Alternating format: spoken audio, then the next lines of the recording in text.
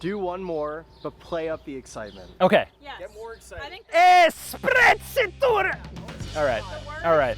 Hey everybody, my name is Kyle Kinard, senior editor at Road and Track magazine. Behind me I have two very special cars, two first generation E30 M3s. This one, an American version, the other one, a later Sport Evo. Can't wait to dive into these two very awesome, very special sports cars with you guys today. Imagine it's 1988. You may find yourself in a beautiful coupe with a beautiful wing, and you may ask yourself, how did it get here? Well, this is the original BMW M3, which landed in America that very year. BMW chased racing glory and homologated the 3 Series for Group A regulations, allowing the M3 to race globally, from World Rally events to the Japanese Touring Car Championship. As the basis for its race car, BMW changed damn near everything on the road car. Only the M3's hood and roof panel are shared with your more garden variety 3 Series body. The flared fenders, lightened body, and swept roofline were paired with this revvy, joyous little 2.3-liter 4-cylinder engine known as the S14. The engine was a bit of a parts bin special, pieced together by combining a basic BMW block with the 4-valve head design from the BMW M1. Just about 5,000 E30 M3s were shipped to America, which certainly makes the M3 rare. But what makes it so special and so beloved by enthusiasts is the way the E30 M3 drives. So why is the E30 M3 so special to drive? Well, it starts with that root in homologation. This car was created to go racing in the 80s, and it shows. Some high points on the car. You'll always hear people talk about the steering, but why? It's super chatty, like you'd get in a normal 3 Series, but the slight adjustments that they made over a standard 325i really take this to the next level. When the car is up in the rev range and really buzzing, you get this lovely chattering sensation that combines with that kind of note from the engine, and it just feels like the wheels tap dancing in your hands, basically. You get that same buzzing down in the shift knob and coming up through your feet.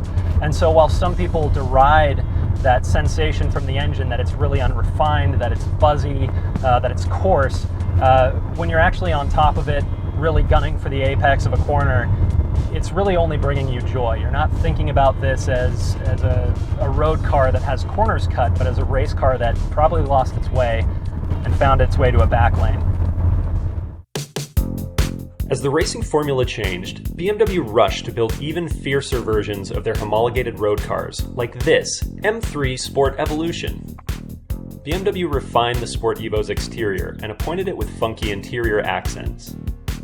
There's this M Hurricane cloth in here that's on the door panels and on the seats. There's a larger Evo steering wheel that has this lovely micro suede on it. And then another big change for the European cars, they had this what's called the close ratio 265 dogleg gearbox. So your first gear is down and to the left, unlike the US cars, which are up and to the left like more traditional shift patterns. Other changes include the fender flares, which have a little bit of a wider cutout for the 16-inch wheels versus the 15 on the US car. And the wheels also got this really nice silver finish to them.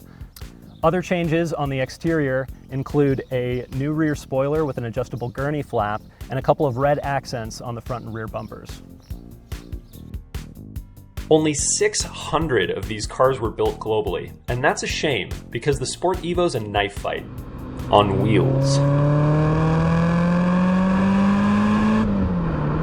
What's it like to drive? Well, it's got all of the baseline characteristics of the M3. It's like an M3, just more. What does that actually mean on the road?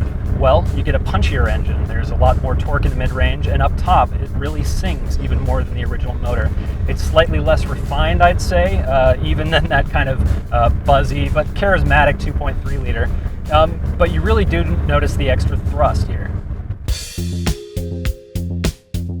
The Sport Evo cut weight over the standard M3 with thinner glass in its rear and side windows and thinner gauge steel in those bulging front arches. The 2.3-liter S14 engine was heavily upgraded, bored and stroked to 2.5 liters with more aggressive cams and larger valves. BMW even mounted oil squirters in the block to cool the pistons from below.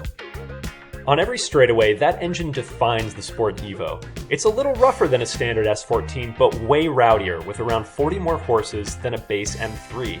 Who could say no to that?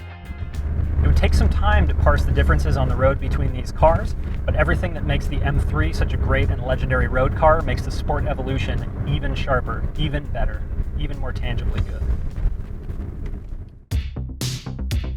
The E30 M3 debuted at the Frankfurt Motor Show in 1985. I wonder if the showgoers, or even BMW's own executives, anticipated the legacy this charming little shoebox would spark. Because this car earned more than a closet stuffed with racing trophies. It built the M3 mythos, stealing the hearts and wallets of corporations. It's hard to overstate our love for the first M3, because when you've got the E30 wound up mid-corner, the engine throwing buckets of intake noise at your face, well, the experience feels closer to nirvana than simply driving. The E30 M3 isn't just our favorite M3. This car sits on automotive Mount Rushmore, among the greatest cars ever built.